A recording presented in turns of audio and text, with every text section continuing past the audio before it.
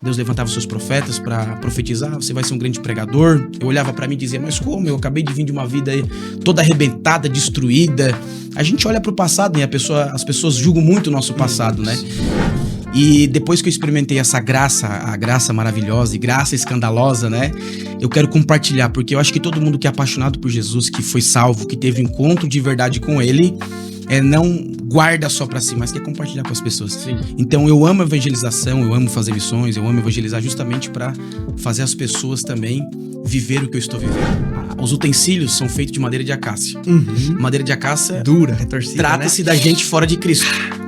Então é uma madeira que vai ser trabalhada, lapidada, moldada, revestida de ouro e vai ser colocado para ser utensílio dentro da casa do Senhor. Fala galera, sejam todos abençoados com a paz do Senhor. Este é o Mova-se. Estamos aqui para mais uma gravação, né, Thiago? Isso aí, Léo. Estamos aqui para a gravação de mais um episódio. Hoje com uma pessoa muito especial, alguém que já consideramos um amigo. Tivemos um tempo à mesa antes. E faz as honras, apresenta ele, Léo. Claro, hoje, com muita alegria, a gente apresenta aqui Abraão Comel. Conheci recentemente, comecei a acompanhar ele pelo Instagram. Ele vem da cidade de Criciúma, casado há 11 meses com a irmã Suevelin. Isso? Isso aí. Abraão, se apresenta aí para nós. É prazer poder estar aqui com vocês, poder fazer parte desse podcast. Estivemos servindo ontem no evento ali da Umadesp, né, com a palavra de Deus. Hoje podendo também ministrar aqui no culto de família. E essa tarde podemos aqui bater um papo, conversar, falar um pouco de Deus, que não tem nada melhor do que tomar um bom chimarrão e falar das coisas de Deus, né? E é uma alegria poder estar aqui. Amém. Maravilha. Amém. Para iniciar aí, primeira pergunta, conta para nós como é que foi o teu encontro com Cristo, como que você entendeu isso. E o homem onde pregou, quebrou tudo aí. Maravilha, não, palavras. Como é que foi o seu entendimento do chamado? É só misericórdia. Eu sou de berço evangélico, então é aquela famosa frase, né? Nasci debaixo dos bancos da igreja, cresci ali. Mas na minha adolescência, ali com 14, 15 anos, eu acabei me afastando da igreja. Fui pro mundo, vivi as piores coisas, andei pro mundo do tráfico, do crime. Então fui para esse submundo muito obscuro, muito tenebroso. E a minha mãe sempre orando, minha avó sempre orando, fazendo campanha, orando, buscando, clamando. Até que um dia, minha mãe estava num culto e uma irmã se levantou em profecia e disse para ela que Deus daria uma grande vitória para ela. E ela recebeu aquela mensagem profética e foi para casa crendo, né? E passou-se alguns dias, eu também fui num culto. E quando eu cheguei nesse culto, o pastor que estava ministrando, ele trouxe uma revelação, disse para mim, eu vejo o teu nome na mão de um homem, numa folha, um carro preto, mas hoje Deus está pegando essa folha e está soprando da mão desse homem. E passou-se, eu acho que 2 semanas. Uma semana antes da minha conversão, eu tive um sonho com a minha conversão. Eu estava dormindo e eu sonhei. E esse sonho eu estava na casa da minha tia. E eu olhava para mim, eu estava na área da casa dela, eu olhava para mim e é como se aqui, não tivesse pele, nada. É como se fosse oco. E dentro tivesse um monte como se fosse aranhas pretas. E elas estavam me comendo. E aí eu dentro da casa da minha tia, nessa área, eu começava a botar minha mão e me limpar. E aí conforme eu ia me limpando, eu começava a me alegrar, eu começava a ficar feliz. E aí eu começava a sorrir, dizer, tô ficando limpo, tô ficando limpo, tô ficando limpo. E aí eu acordei. Isso uma semana antes. Na semana seguinte eu acabei indo pro hospital, passei por alguns processos de enfermidade, né, na área da saúde. E aí dentro do hospital eu olhei pro céu e aceitei a Cristo. Quando eu aceitei a Cristo, saí do hospital, aonde eu fui morar? Na casa da tia onde eu sonhei. Aí foi na casa dela que eu comecei a ler a Bíblia, que eu comecei a jejuar, eu comecei a orar, comecei a subir monte. Eu me lembro que eu comecei orando 2 minutos, 3 minutos por dia. Eu orava de manhã, de tarde, à noite e eu orava de madrugada. Aí no próximo dia eu dizia, hoje eu quero orar 4 minutos. E eu era o cara mais feliz da vida quando no dia seguinte eu conseguia aumentar 1 minuto de oração. Aí no próximo dia eu dizia, agora vai ser 5 minutos, vai ser 6 minutos. E foi ali onde eu comecei a entender o propósito de Deus para minha vida. A gente ia pro culto, Deus falava, Deus levantava os seus profetas para profetizar, você vai ser um grande pregador. Eu olhava para mim e dizia, mas como? Eu acabei de vir de uma vida toda arrebentada, destruída. A gente olha pro passado e as pessoas julgam muito o nosso passado, né? Eu olhava para esse passado, as pessoas sempre passavam por mim, não olhavam na minha cara, falavam mal de mim. Então eu tinha tudo isso dentro de mim. Então eu dizia, como que Deus vai me usar? Como que eu vou ser usado? Como que eu vou pregar para pessoas? E aí eu comecei a me desenvolver, comecei a estudar e as coisas foram se encaixando e aí eu comecei a exercitar esse ministério da pregação. Mas nunca me esqueço, a minha primeira introdutória E depois da minha primeira mensagem final, eu não consegui pregar. Eu apenas li o versículo da Bíblia, falei ali acho que 2 minutos e virei para trás e entreguei o microfone. Mas esse foi o processo ali onde eu encontrei com Cristo, onde entendi o que ele tinha para minha vida e que eu comecei a caminhar debaixo desse propósito, dessa história que ele escreveu para mim. Perfeito. Você vê que Deus escolhe os improváveis mesmo, né? Porque se analisar aquele jovem na situação que você estava para agora, não tem como você criar uma relação com isso, né? Eu até brincava, né, antes nos bastidores aqui, de que quem vê o irmão Abraão, se você não vê as tatuagens dele, você não imagina um passado dele assim, né? Ele parece uma pessoa, um nerd, todo correto, todo certinho, mas viveu nesse submundo, né? Foi. E com que idade isso aconteceu, de você se converter, voltar Eu a tinha servir a Deus? 18 anos para 19 anos. Quando eu completei meus 18 anos. Quando eu era de menor, eu acabei sendo preso, então passei por processos muito difíceis. E aí depois de maior eu ainda respondia. Mas ali de 18 para 19 anos eu acabei confessando a Cristo como meu único salvador. E foi a decisão mais extraordinária que eu já tomei na minha vida. Maravilha, maravilha. Perfeito. E Abraão, tu falou que as pessoas te criticavam muito, né? Como é que foi pra você lidar com isso e superar esses traumas? Porque a gente vê muitas pessoas que paralisam, que travam, que estacionam na vida. E como é que tu fez pra tu romper esse ciclo? Foi Deus, porque Deus é um Deus de amor, né? Então se nós estamos em Deus e Ele é um Deus de amor, nós temos que praticar amor. Quando eu me converti, eu não me converti na igreja da onde quando eu voltei, né? Na verdade, eu congregava em outra congregação. E eu dizia pra mim mesmo, na igreja da onde eu saí, eu nunca mais vou voltar. Porque quando eu saí daquela igreja, os crentes passavam por mim, não olhavam na minha cara, não perguntavam se eu estava bem, eles viravam o rosto pra mim. Então eu sempre disse, eu não vou retornar para aquela igreja. Eu posso passar por todas as igrejas, mas para aquela igreja eu não retorno nunca. E já dizem, né? Nunca diga nunca. E aí eu nunca me esqueço que eu estava no congresso de criança, logo que eu me converti, eu fazia parte ali das tias da criança, eu era o único rapaz que estava ali junto com ela, eu cuidava das crianças, e num congresso, o rapaz que estava ministrando, ele veio e começou a profetizar para mim, que eu ia ser um pregador, tal, e ele disse bem assim, ó, você vai voltar pro lugar de onde você saiu. E eu disse, não, essa profecia é da carne, eu voltar para aquela igreja, eu nunca vou voltar para aquela igreja, eu não quero. Uma semana depois, eu estava entrando naquela igreja com a minha carta de mudança. Comecei a congregar naquela igreja, Deus me levantou como obreiro naquela igreja, Deus me levantou como pregador naquela igreja. E o que me fez quebrar essa barreira que as pessoas sempre falavam foi o amor de Deus. Porque Deus é um Deus de amor e se nós estamos nele, nós temos que praticar também o amor, né? Então, esse amor abundante de Cristo encheu meu coração e eu comecei a ter amor. As pessoas falavam de mim, eu ia lá e abraçava essas pessoas, comecei a conversar com essas pessoas. E no final das contas, hoje eu sou amigo e muito amigo dessas pessoas que um dia viraram as costas pra mim, né? Olha. E tudo isso resume no amor abundante do nosso Cristo. Isso é extraordinário como geralmente Deus nos leva nos ambientes onde a gente foi machucado para nos curar. Cara, isso é verdade. E será que foi aí que desenvolveu esse teu amor por evangelismo, por missões? Porque nós batemos um papo ontem, eu vi nas suas redes sociais alguns trabalhos evangelísticos locais. Sim. E trabalhos missionários. Como que você desenvolveu isso?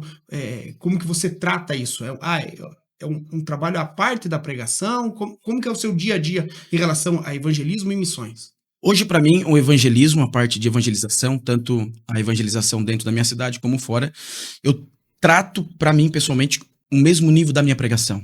Mas eu não consigo dedicar tanto tempo para evangelização, porque demanda muito tempo, né? Hoje eu prego muito mais do que eu evangelizo. Só que para mim o evangelismo é algo extraordinário, porque é eu levar para as pessoas aquilo que um dia me alcançou. É eu mostrar para as pessoas que existe uma saída, existe uma esperança, existe vida, existe um mundo fora daquele mundo que eles estão vivendo. Porque eu já estive lá. E eu sei que nem todo mundo que está lá porque gosta. Está lá porque parou lá, foi uma situação, um acontecimento. Eu mesmo fui por essa vida por coisas que aconteceram no passado que me empurraram a estar ali. Então tem muita gente que tá lá, mas no fundo não quer estar lá. E depois que eu experimentei essa graça, a graça maravilhosa e graça escandalosa, né? Eu quero compartilhar, porque eu acho que todo mundo que é apaixonado por Jesus, que foi salvo, que teve um encontro de verdade com ele, não guarda só pra si, mas quer compartilhar com as pessoas. Sim. Então eu amo evangelização, eu amo fazer missões, eu amo evangelizar justamente para fazer as pessoas também viver o que eu estou vivendo. Não é questão material, não é questão financeira, mas ter Jesus dentro de si. Eu já fui muito mais atuante, a gente fazia culto em faculdade, a gente ia para as faculdades fazer culto, a gente ia para os hospitais orar, a gente ia para os asilos evangelizar. O que a gente fazia? Qual era a nossa estratégia de evangelismo? A gente chamava as meninas faziam maquiagem, faziam unhas, só que enquanto elas faziam maquiagem e unha com as senhorinhas, elas iam falando do amor de Jesus. E eu convidava os rapazes para cortar cabelo, para fazer mais a parte estética de homem, enquanto cortava-se o cabelo, fazia a parte estética de homem, eles também iam compartilhando de Jesus. Aproveita o social para trazer o espiritual junto, né? Isso é muito bom. E eu amo. Agora, final do ano, a gente vai fazer mais uma viagem missionária, vai ser a última do ano. A gente acho que vai pro Paraguai ou pra Argentina visitar alguns missionários que fazem parte do MUH lá de Criciúma. Sim. A gente já tá projetando, já tá planejando, mas missões tá no meu coração, eu amo isso. Benção, maravilha. Benção. Assim, diante das viagens missionárias, do evangelismo, hoje a gente vê uma geração que muitos até falam, eu me afastei dos caminhos de Jesus, quero voltar, mas não tenho força. O que você acha referente a isso? Porque eu vejo assim que aquele que não tem um encontro verdadeiro com Cristo e não torna Cristo suficiente na sua vida, ele tende a balançar, né? Mas como? E isso é um conselho para os nossos jovens, né? Como me debruçar de cabeça para mim me libertar dessas minhas vontades da carne e aqueles que talvez estão afastados, como retornar se eu sinto que eu não tenho força? Na verdade, nem eu tenho força hoje. Eu caminho na força do Senhor. Porque eu acho que nem todo mundo tem força para caminhar com Deus, né? A gente não consegue fazer nada na força do nosso braço. E a gente escuta muito isso, né? Eu não tenho força. A gente tem um lugar lá em Criciúma, que é um dos lugares mais perigosos, a gente chama de trilho. Que é onde tem um trilho, não passa carro ali, a polícia não entra, fica todos os traficantes ali, e ali é um local que é como se fosse uma cracolândia, né? Todo o pessoal que usufrui de droga fica ali, dorme ali na rua. E quando a gente vai conversar com essas pessoas, a gente leva alimento, a gente tenta não empurrar tanto o evangelho, a gente leva alimento, se tiver uma abertura, a gente fala de Jesus, e se tiver uma abertura maior, a gente pega aquela pessoa e leva para um centro de desafio jovem, né? Para poder se recuperar. Mas a maioria diz, eu era pregador, eu era cantor, eu era presbítero, eu era empresário. Nós tinha lá uma jovem que ela era repórter em Porto Alegre, que caiu nas drogas e estava lá. Então, o que a gente escuta muito é pessoas ex-pregador, ex-cantor, E hoje eu não tenho força. Mas nem eu que sou crente hoje, que prego, que a gente está em exercício, eu tenho força. É na força do Senhor. Sim. Então, o conselho que eu dou é tentar encontrar força em Deus. É difícil de falar, é um paradoxo, é uma linha muito tênue, né? Porque eu não tenho força, mas eu tenho que buscar a força em Deus. Sim, mas é na força dele. O filho pródigo não foi o pai que foi buscar ele, porque não foi o pai que mandou ele embora. Sim. O filho pródigo teve que retornar. Aí tem muita gente que fala, mas eu não volto pra igreja porque ninguém veio me visitar, porque o pastor não veio, a liderança não veio, não sei o quê. Mas não foi o pastor que mandou sair, não foi o líder que mandou sair, não foi o obreiro que mandou sair. A pessoa quis sair. O filho pródigo quis sair, então se ele quis sair, ele que tem que voltar. Mas o pai sempre vai estar de braços abertos para te receber. Então a porta esperando, né? A força que você precisa, você vai encontrar quando você tomar a sua decisão de volta. Porque quando você decidir voltar, o pai vai te abraçar. E aí quando o pai te abraça, o pai vai te restituir tudo aquilo. E aí você vai encontrar força nele. Porque não existe força fora da casa. A força que você vai ter para servir é dentro da casa. Mas para ter força dentro da casa, você precisa. Então a única coisa que Deus quer para você voltar a ser quem você era é só posicionamento. Quando você se posicionar e dizer, eu quero voltar, aí o pai vai te abraçar, aí o pai vai te trazer, vai te dar um banho, vai colocar na mesa, vai te dar alimento, que é o que te fortalece. Mas você precisa ter esse posicionamento e você encontrará força em Deus. Sim. E eu pensando agora, né, nesse retorno, para quem recentemente retornou, eu acho que tem que mergulhar em tudo que o evangelho tem para nós. Eu percebi que eu tive várias tentativas, né? Eu fiquei muitos anos afastado da igreja, e eu tive várias tentativas de retorno, algumas inclusive de tomada de decisão. Não, sim, agora eu vou voltar. Só que o círculo de amigos que eu tinha, os lugares que eu frequentava, não me permitiam muito eu mudar a minha vida. Enquanto eu não tomei uma decisão de, não, eu tenho que mergulhar nas coisas da igreja, nas coisas de Deus agora. Aí é o momento que você consegue ir de volta se firmando, porque aí você começa a ter uma agenda. Na segunda eu tenho algo para a igreja, na terça. E aí você se envolve com aquilo e aos poucos o teu coração se enche daquilo, né? Porque senão daqui a pouco, se você não muda o teu ambiente, os teus hábitos, você vai voltar a ser quem você era alguns dias atrás, né? Exatamente. Então, eu percebi que só depois que eu comecei a ter agendas com as coisas da igreja, é que eu voltei a conseguir me firmar de novo. Não, agora, aí por mais que me convide para uma festa, não, eu já tenho um compromisso. Porque não, às vezes a gente tenta dizer, não, mas é só mudar. Lógico que esse primeiro passo, mas você tem que aos poucos se limpar, você tem que abandonar aquele velho mundo. E você precisa de um novo mundo. E esse novo mundo, eu entendo que esse mergulho nas coisas da igreja, do evangelho, ajuda muito nós a fluir, a ter uma nova vida, né? Exatamente. Tem dois exemplos bíblicos para isso. Eu prego uma mensagem sobre o tabernáculo e o tabernáculo, os utensílios são feitos de madeira de acácia. Madeira de acácia dura, retorcida, trata-se da gente fora de Cristo. Então é uma madeira que vai ser trabalhada, lapidada, moldada, revestida de ouro e vai ser colocado para ser utensílio dentro da casa do Senhor. Só que o processo dela estar no santuário não é só o processo da moldagem. Porque pro carpinteiro poder moldar, o que tem que ser feito? Tem que arrancar ela de onde ela está. Se a acácia não for arrancada de onde ela está, ela nunca vai ser um utensílio dentro da... Então para você ser... alguém em Deus, tá em Deus, mergulhar em Deus, você tem que ser arrancado onde você está. Se você não cortar os seus laços com o mundo, é igual Pedro, quando Jesus falou, afasta o teu barco, acho que é Lucas 5 ou João 5 que fala, acho que é Lucas 5, Lucas capítulo 5, afasta o teu barco. Pedro vai reconhecer quem Cristo é. Pedro reconhece quem Cristo é porque Pedro teve uma pesca maravilhosa. Mas Pedro só teve a pesca maravilhosa porque Pedro ouviu uma palavra dizendo, afasta o teu barco da beira. Ou seja, tira o teu barco da terra e leva pro profundo. Quando você se desliga da terra e mergulha na profundidade, você conhece a revelação de Deus e você serve ele e nunca mais abandona ele. Então você tem que cortar laços, porque se você não cortar laços, amizades, lugares que você vai, lugares que você frequenta, se você não mudar o ambiente que você vivia antes, sempre vai ser a mesma pessoa. Por isso que ser discípulo é radical. Você precisa mudar por completo, fala, hábito, tudo. Se for preciso, exclua contatos, faça o que for necessário. Porque se você não tiver uma decisão radical, você nunca vai ser um discípulo radical. É abandonar tudo e seguir a Cristo, né? Então você tem que sair da onde você tá. E isso é evangelho, né? Porque hoje a gente vê muitos querendo suavizar a super graça, é tudo ok. Mas não, o evangelho é renúncia, é um conflito, confronto, é você né? Isso, abandonar as velhas práticas. E aí tu começa a ser mudado. Tu falou da madeira da acácia, se não tiver a dor do processo, e aí tem um detalhe, quando a gente precisa se apaixonar pelo processo que Deus está fazendo na nossa vida. Porque se você não entende isso e não se apaixona pelo processo de Deus, você vai viver uma vida... Meu Deus, você entende? Não consegue desfrutar do processo, daquilo que Deus está fazendo, porque você vive se questionando o porquê. Sim. Tem que celebrar as pequenas coisas, né? As pequenas mudanças você tem que celebrar. As pequenas conquistas em Deus você tem que celebrar. Pequenas coisas no processo você precisa celebrar. Porque se você não vive uma vida de celebração por aquilo que Deus está fazendo, você vai viver uma vida amarga. E não tem coisa pior do que uma pessoa azeda. Então você tem que celebrar, mas hoje eu larguei de ver algo que Deus não gostava. Celebre por aquela conquista. Hoje eu passei o dia sem falar palavrão. Celebre por aquela conquista.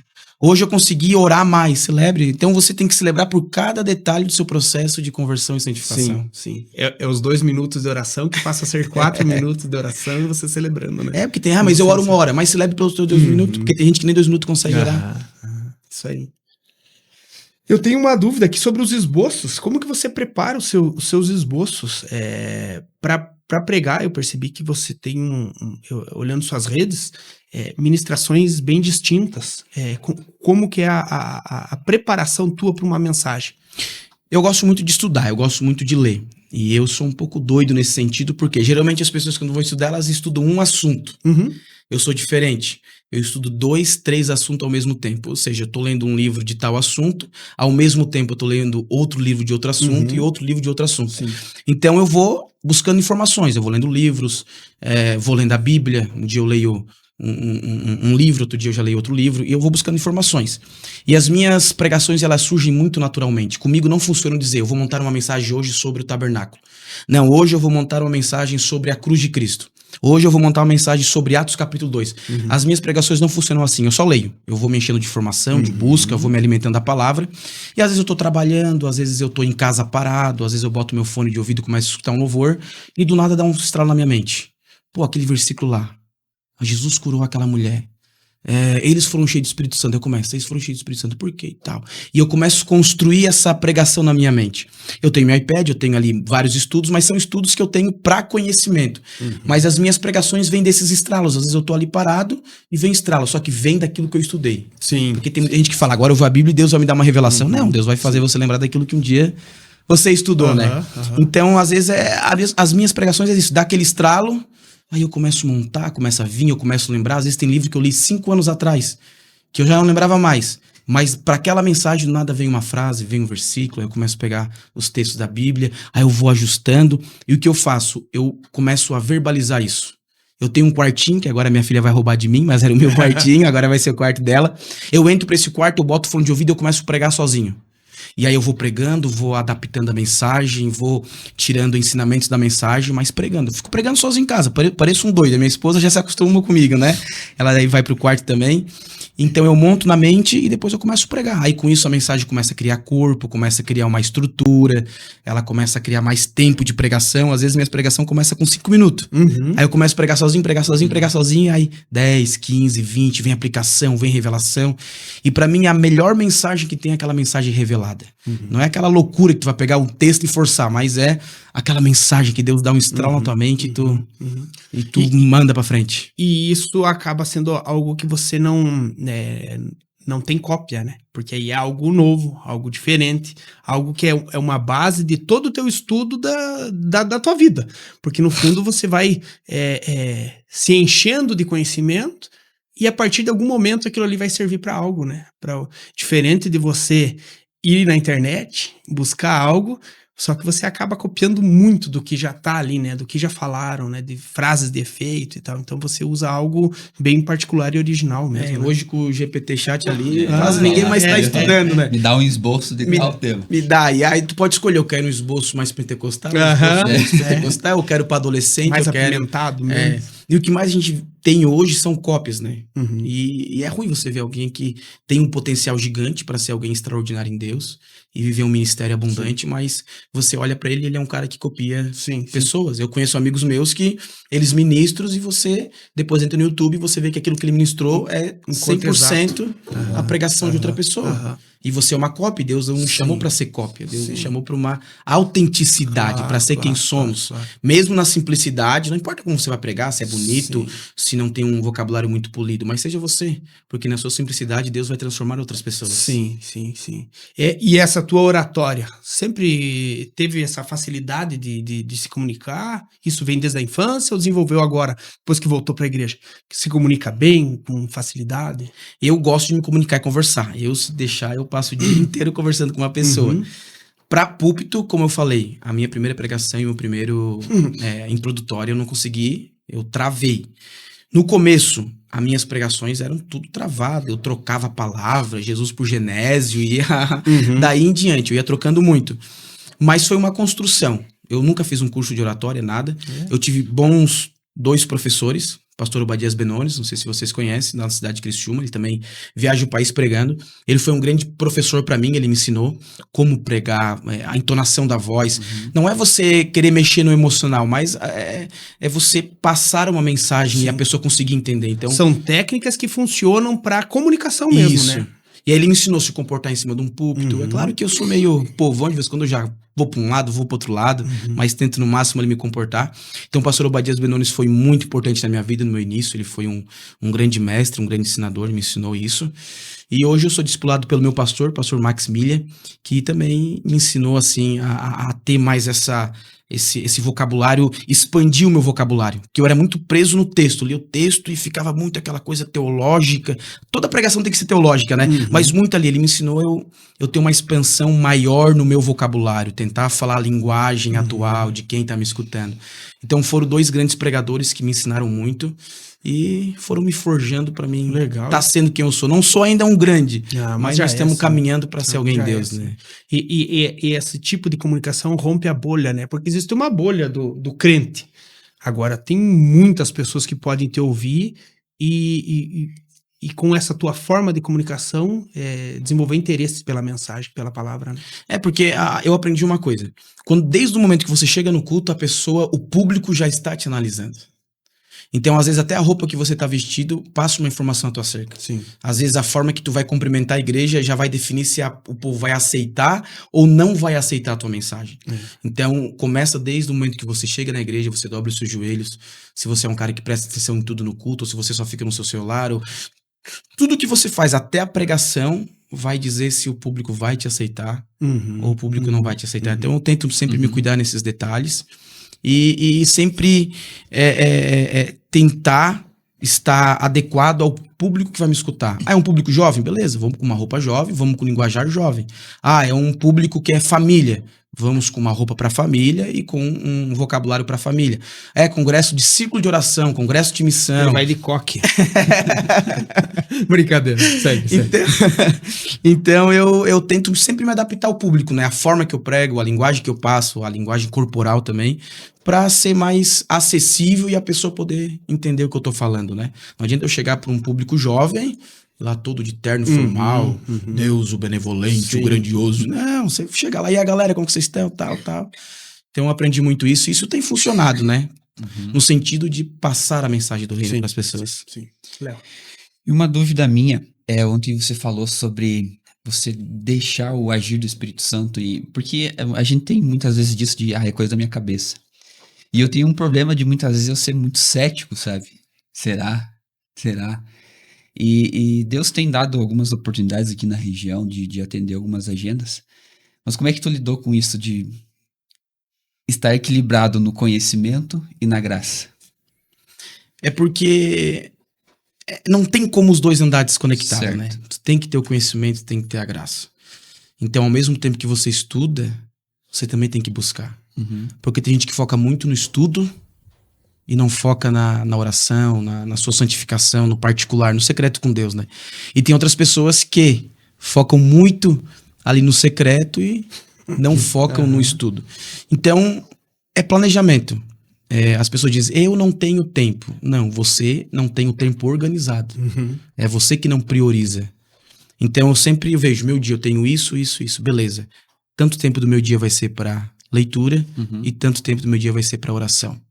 E uma mensagem com unção não é uma mensagem que o povo vai dar glória, que o povo vai gritar, uma mensagem com unção é aquela mensagem que o povo vai remoer a semana inteira.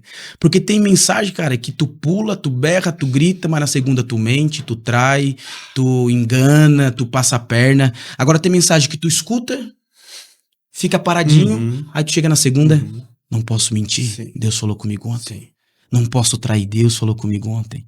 Mas eu tento, nessa área eu tento sempre fazer um cronograma e dizer, tantas horas vai ser para mim orar, então eu tenho meu momento de oração, depois eu tenho o meu momento de leitura, e sempre tenho que tá levando e sempre me disciplinando, porque aquela pessoa que diz, eu amo orar, é difícil orar. Não é fácil. Tu dobra o teu joelho, boleto final do mês. Tu dobra o teu joelho, tem que abastecer o carro. Tu dobra o teu joelho, mas e amanhã que eu vou fazer e tal, não sei o quê.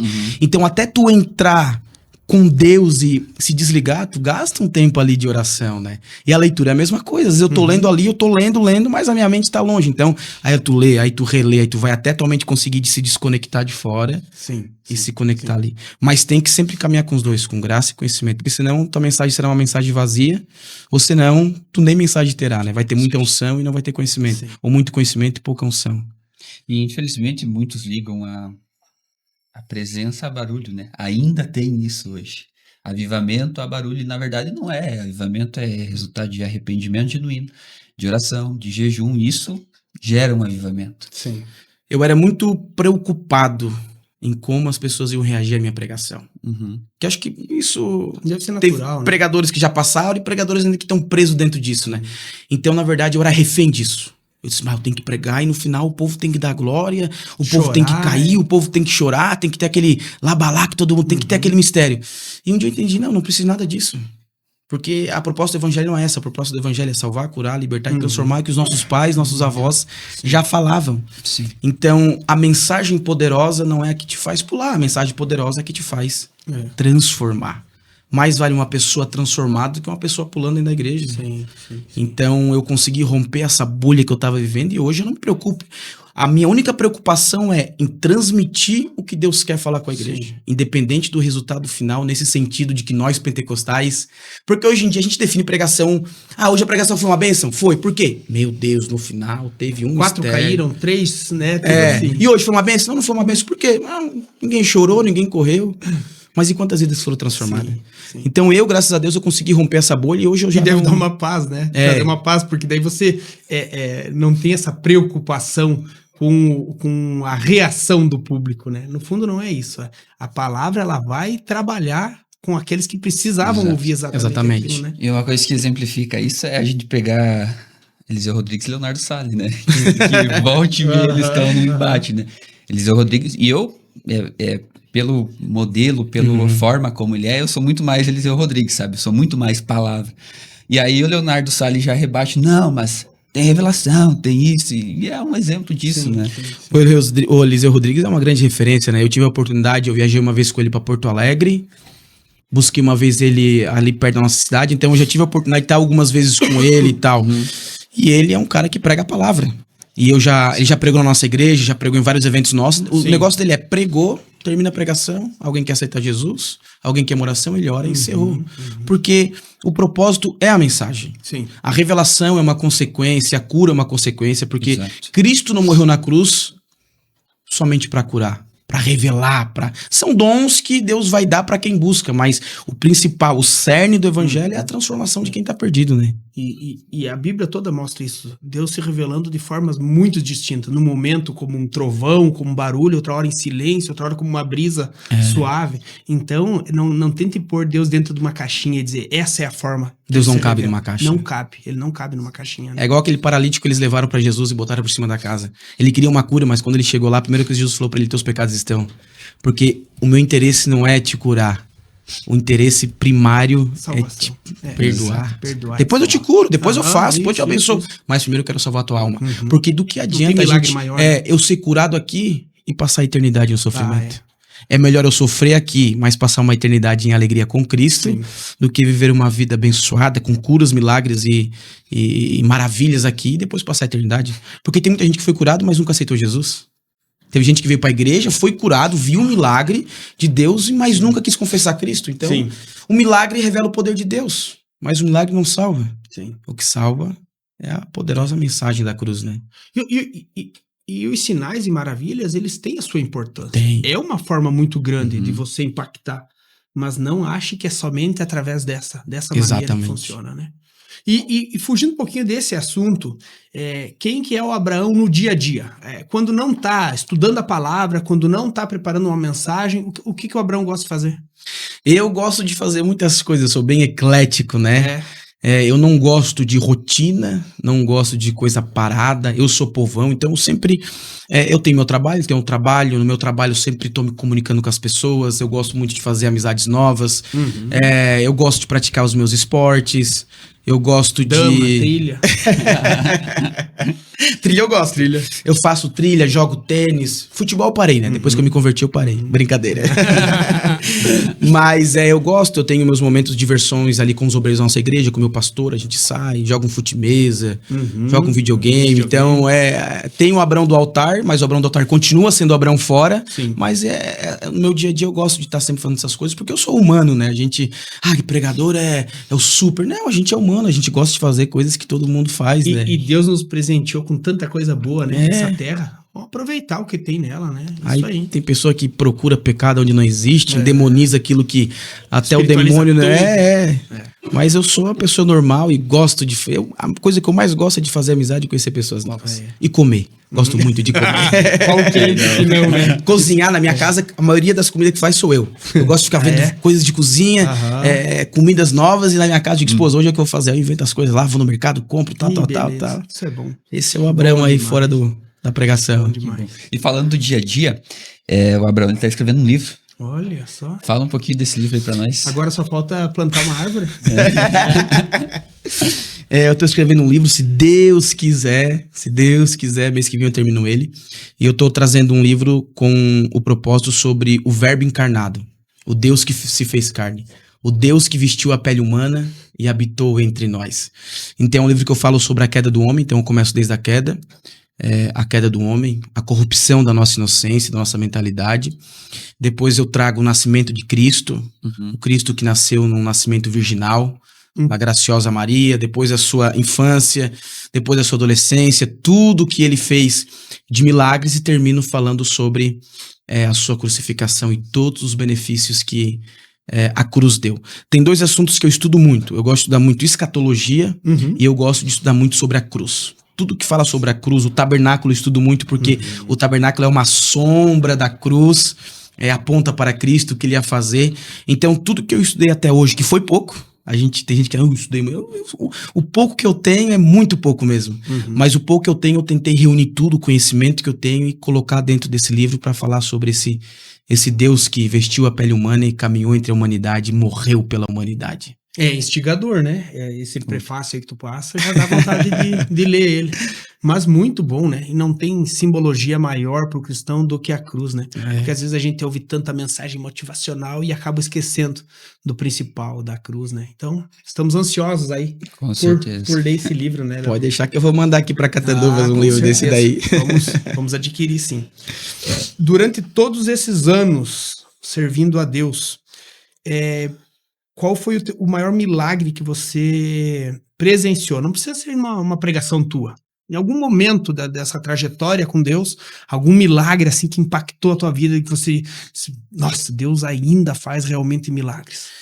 Eu acho que o maior milagre que eu presenciei, na verdade, eu estou presenciando. Porque a minha vida esse ano está sendo um milagre em Deus. No início do ano, a minha esposa foi diagnosticada com câncer, até comentei um pouco ontem, foi diagnosticada com câncer. Um dos exames do câncer dela foi descoberto um saco gestacional, então ela estava grávida. Então, no meio dessa doença, nós já estávamos enfrentando isso acho que foi em janeiro para fevereiro. Em março eu fiquei desempregado. Eu era gestor dentro de um grupo, então eu atuava nesse grupo, ganhava um bom salário. A doença, o desemprego, eu disse, e agora? Porque a doença abala muito. Só que agora o financeiro abala muito mais do que uma doença. E os dois juntos, então, eu disse, Deus, e agora? Minha esposa chorava. Só te cortando, são 2 pilares principais, né? Que você perde os dois juntos, hein? Imagina. Isso, e o financeiro hoje em dia, se você buscar na estatística, é o que mais separa casamento. E a gente enfrentou isso na nossa lua de mel de casamento.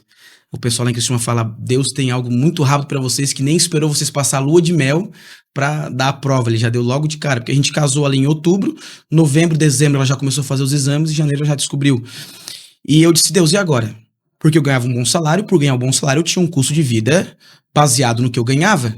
E a hora que eu fiquei desempregado, a gente recebe aquele seguro, mas o seguro não atingiu o salário que eu ganhava, e eu disse, Deus, e agora? Eu tenho casa pra pagar, eu tenho um carro pra pagar, eu tenho minha esposa pra sustentar, ela tá enferma, eu tenho que comprar medicamento, tenho que trazer providência, agora uma filha, e Deus, e agora?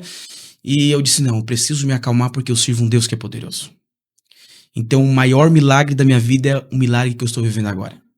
Aí um dia o pastor me chamou, contando um pouco do que é o milagre. Um dia o pastor me chamou e disse, Abraão, eu tenho que conversar contigo. Vem aqui em casa, vem aqui jogar um videogame. Sempre quando ele quer conversar comigo, eles vêm aqui em casa, vão jogar um videogame. Eu fui na casa dele e disse, Abraão, é o seguinte, domingo você estava pregando fora, a nossa igreja, que é a igreja onde eu congrego, se reuniu e quer te abençoar de alguma forma. Quer te aliviar nesse momento de dor. Todas as parcelas do ano de 2025 da tua casa, a igreja vai pagar. Meu Deus. E no outro dia, acho que deu 12 mil e pouco, já tava todo esse dinheiro na minha conta. E aí minha esposa... Aí tu comprou um videogame. Um Play 5, não, brincadeira. E aí a minha esposa com os tratamentos, então ela tinha uma médica do SUS, que tratava do câncer dela, tinha um médico que cuidava do bebê, né, porque era uma gestação de risco. Então, eles queriam começar a quimioterapia logo, mas não podiam, porque se começasse iam matar o bebê. Então, ela teve que fazer a cirurgia primeiro. Então, ela fez a cirurgia e depois ela começou a fazer a quimioterapia. E Deus deu a Gestar, que é uma clínica em Criciúma, que faz todo esse processo de acompanhamento de gravidez, é particular, é uma das mais caras da nossa cidade. Mesmo a esposa entra, sai, se consulta, faz exame, tudo de graça, ela não paga R$1. Que cuidado. A doutora Cris paga outros médicos particulares também para poder cuidar da minha esposa. Até o corte de cabelo meu, eu ganhei de graça. Então, o maior milagre da minha vida é esse milagre que eu tô vivendo agora. Eu ainda tô vivendo esse milagre. A minha esposa agora fez fotografia, aquele ensaio de gestante ali e tal, com uma moça de Lauro Miller, uma cidade, fica 1 hora da nossa. A gente ganhou tudo de graça. De vez em quando os irmãos mandam mensagem pra mim: Abraão, tá expressando de alguma coisa? Eu digo, não, eu nunca pedi nada pra ninguém. Eu disse, Deus me colocou na prova, Deus tem que mandar provisão. Eu não vou ficar pedindo, não vou ficar mandando mensagem, Deus sabe o que eu tô passando. Eu também vou à luta, eu vou atrás, mas Deus fechou assim as portas de tal forma que não tem explicação. Eu conheço alguns gerentes, eu mandava pra eles, não, Abraão, vou te colocar aqui dentro, e do nada as vagas fechavam, a porta fechava, eu não conseguia, e eu me debatia, e Deus, e agora? Mas Deus foi cuidando, Deus deu corte de cabelo de graça, às vezes quando os irmãos mandam dinheiro pra gente, sem a gente pedir, a gente recebeu as parcelas da nossa casa desse ano, e eu creio que esse ano, no final do ano, nós vamos fazer um culto de ação de graça para mostrar tudo que Deus está fazendo na nossa vida. Então, o maior milagre da minha vida, eu ainda estou vivendo ele. Nossa. E no final do ano, aí eu posso contar desse milagre por completo, que é a minha esposa curada e o nascimento da minha pequenininha Aurora. Isso dá um novo livro, né, Léo? Dá. Que prova que vocês passaram em 2025. Um dia um amigo meu falou assim, Abraão, tu vai saber o que é dormir com o ouvido cheio de água quente. Eu disse, o ouvido cheio de água quente? Ok. Aí um dia eu aprendi. Chorando. É o dia que você deita na cama, você espera a sua esposa dormir, aí você tem que chorar bem quietinho, a lágrima escorre, ela vem, ela entra dentro do ouvido e aquela água quente fica ali dentro. E um dia eu aprendi. E o que me ajudou a estar vencendo isso, eu tô lendo um livro de um norte-americano, é o Jake, T.D. Jake, ou T.J. Jake, alguma coisa assim o nome dele. E o nome do livro é Esmagados. Ele fala, tudo que você passa na vida é Deus te preparando e te ensinando para alguma coisa muito maior. Não existe dor, não existe sofrimento, não existe lágrima, não existe angústia, não existe nada na sua vida que não seja para um propósito maior. É claro que no momento do propósito, no momento da dor, no momento do sofrimento, no momento das lágrimas, no momento que você passa a noite em claro, você não consegue entender. Eu me debati várias vezes, mas por que isso? As pessoas, não, porque Deus tem algo muito maior, mas aí tu não consegue ver, tá tudo fechado. Só que esse livro me conseguiu trazer esse auxílio, dizer, não, fica tranquilo. Ele fala que o diamante é forjado na pressão. A terra pressiona o carbono e forja o diamante. O ouro é forjado na pressão. O vaso tem que ser apertado. Então, da mesma forma que essas coisas são forjadas na pressão, Deus também forja os seus filhos na pressão. E com isso eu aprendi a não reclamar. Eu e minha esposa, durante todo esse processo, nós nunca reclamamos. Deus, por quê? Casamos agora, somos novos. Minha esposa tem 24 anos, perdeu o seu seio, ficou careca, tocou na beleza da mulher. O que é mais importante pra mulher do que o seu cabelo, o seu seio, o seu exterior, né? Então, foi tocado em tudo isso, mas em nenhum momento minha esposa, ela reclamou. Claro, ela chorou, ela teve momentos que ela entrou em desespero. Às vezes eu entrava dentro de casa, ela me abraçava, começava a chorar, mas em nenhum momento a gente reclamou. A gente disse, Deus, amém. Eu sei que tudo que a gente tá passando é por algo muito maior. E é dolorido? É. Mas eu creio que um dia a gente vai olhar pra trás e vai dizer, valeu a pena. Porque esse escritor, ele fala que a filha dele, aos 13 anos, engravidou. Ele é um pastor renomado. Outros pastores de outros países iam até ele para receber conselho. E ele disse que quando a filha dele engravidou, ele voltou para o berçário espiritual. Ele atendia os pastores, saía dali, entrava num quarto. Ele disse que voltou para o jardim da infância espiritual, começou a aprender com Deus novamente. E aí hoje ele conta, eu sou quem eu sou hoje por aquilo que eu passei no passado. A minha filha é a mulher que ela é, a minha filha é a mãe que ela é, por tudo aquilo que ela passou. Então, momentos ruins, quando você caminha debaixo da mão de Deus, né? Sim. Momentos ruins, momentos de dor, momentos de percas, é Deus te forjando e te preparando para algo muito maior. Você não vê hoje, mas existe algo lá te esperando. O futuro vai revelar isso, né? Nossa, mas que testemunho. Meu Deus. A gente já vai encaminhar para o final, mas fala para nós da tua viagem pro Nordeste, viagem missionária. Final do mês passado, a gente fez uma viagem missionária pro Nordeste. Para mim foi um choque cultural, um choque social, um choque econômico e um choque também espiritual no sentido de ver aquele povo celebrando Deus. A gente fez uma viagem de 5 dias, saímos daqui na quinta-feira e retornamos na segunda-feira. Chegamos lá, a gente foi no sertão nordestino, que é um lugar muito pobre, um lugar de extrema pobreza, e só que a gente viu pessoas felizes em Deus. Lá eles faziam cabrito, o churrasco deles era cabrito, o cabrito mal tinha carne. Eles carneavam o cabrito ali, botavam no varalzinho, secavam no sol, tocavam na brasa do fogo e comiam. Eu emagreci uns 5 quilos. Não consegui me adaptar muito à culinária deles. Só que quando a gente chegava no culto à noite, você vê aquelas pessoas vivendo uma pobreza extrema, mas falando em línguas estranhas, cantando, se alegrando em Deus, orando. Você vê que a gente não pode reclamar. Eu acabei de contar do meu testemunho, passando por momentos difíceis, eu aprendi a valorizar cada coisa na minha vida. Eu aprendi a valorizar um prato de arroz, nem que não tenha carne pra comer junto, mas eu aprendi a valorizar, porque lá eles não têm um arroz muitas das vezes pra comer. Eu aprendi a valorizar o meu chuveiro. Ah, mas a água não tá tão quente. Lá nem chuveiro quente eles têm, tem que ser água gelada. Eu aprendi a valorizar a água da torneira que eu tomo, porque nem a água da torneira lá eles tomam. A água que eles tomam lá é a água que cai da chuva, que eles guardam, eles armazenam e depois passam o ano inteiro bebendo.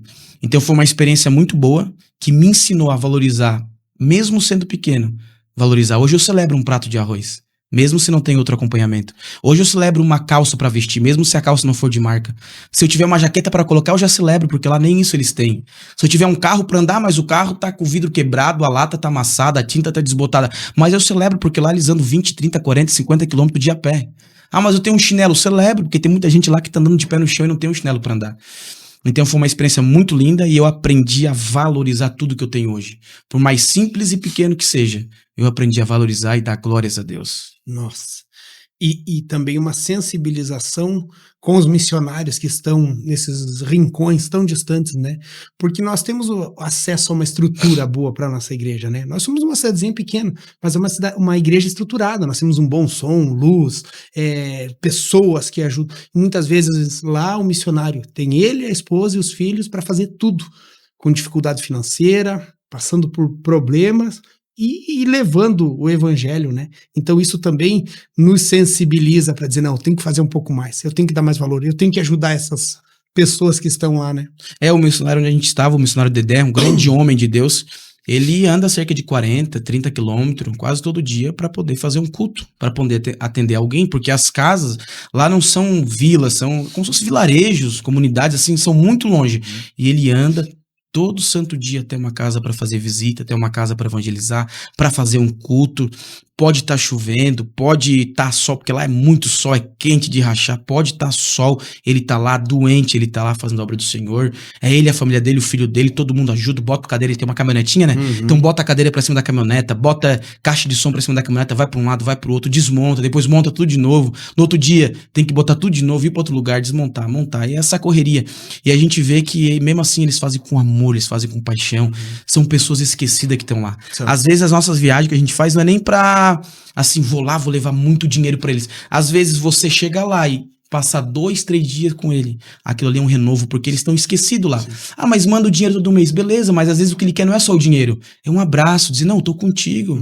Tudo bem, como é que você tá? Bom dia, boa noite, como é que tá a obra do Senhor aí? Porque eles estão lá e às vezes as igrejas só mandam dinheiro e esquecem o seu missionário lá. Então, um dos motivos pelo qual a gente gosta de tá indo, eu fui muito pouco, né? Os meus companheiros foram mais vezes. Mas o motivo de tá indo até lá é pra dizer pra eles, ó, a gente tá aqui com vocês. Vocês estão trabalhando aí, estão se esforçando, mas conta com a gente, estamos aqui, vamos passar um tempo com vocês. E isso é muito gratificante. Muito legal. Amém. É isso, né? Pra fechar, pra gente encerrar, antes de você fazer os teus agradecimentos, vamos lá um joguinho de perguntas rápidas. Um pregador ou pastor que você considera como referência? Pra mim hoje é meu pastor Maximilian. Um louvor? Um louvor é a oração, acho que é a oração, né? Aquele que foi lançado agora, vou orar. Ah, sei. Isso. Top. Um texto bíblico. João 3,16. Porque fala... Deus amou o mundo de tal maneira que enviou seu Filho unigênito para que todo aquele que ele crê não pereça, mas tenha vida eterna. Perfeito. E se tu conseguisse resumir a tua chamada e o que você tá vivendo em uma palavra? Milagre. Glória a Deus. Foi rápido mesmo, né? Mal terminava a pergunta, tava na ponta da língua. Maravilha. Glória a Deus. Abraão, muito obrigado, tá? Pelo seu tempo aqui, tá aqui voluntariamente. Que Deus abençoe você e conte com as nossas orações. E como você crê, nós também cremos com você que Deus vai te entregar a vitória, como já está entregando nesse processo do milagre.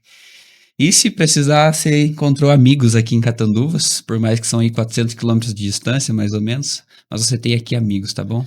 Deus abençoe. Amém. Glória a Deus, eu que agradeço. É um prazer poder estar aqui com vocês, conhecer vocês. É um povo animado, um povo de Deus. Vou levar no meu coração. Nem em todo lugar que a gente chega, a gente é tão bem recepcionado como a gente foi aqui. Tem vezes que a gente chega, ele só joga a gente num lugar, no culto a gente prega lá. Mas aqui eu encontrei amigos. Que nem eu falei pro pastor Jonas, a gente vai estar separado pela distância, mas unidos em propósito e em comunhão com Deus. Quando vocês for pra Criciúma, ligam pra mim, vai ter um cafezinho pra vocês. E pode deixar, tá? Que quando eu vim pra cá, eu vou incomodar vocês, vim tomar um chimarrão aqui. Vai ser um prazer. Mas é uma alegria poder estar aqui. Agradeço vocês, ao pastor Jeremias que abriu as portas, pastor Jonas que nos convidou. E que Deus abençoe vocês grandemente. Maravilha. Eu também quero agradecer, né? Foi um momento muito bom, uma satisfação. Tenho certeza que foi Deus que preparou esse momento para nós estarmos juntos.